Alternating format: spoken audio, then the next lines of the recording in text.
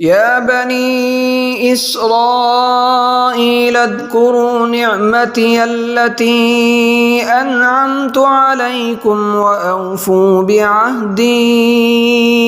أوف بعهدكم وإياي فارهبون وآمنوا بما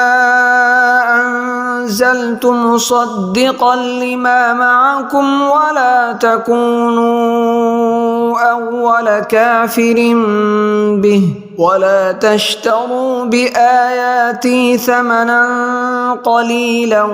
وإياي فاتقون ولا تلبسوا الحق بالباطل وتكتموا الحق وأنتم تعلمون وأقيموا الصلاة وآتوا الزكاة واركعوا مع الراكعين أتأمرون الناس بالبر وتنسون أنفسكم وأنتم تتلون الكتاب أفلا تعقلون واستعينوا بالصبر والصلاة وإنها لكبيرة إلا على الخاشعين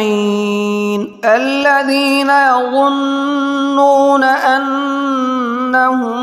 ملاقو ربهم وأنهم إليه راجعون.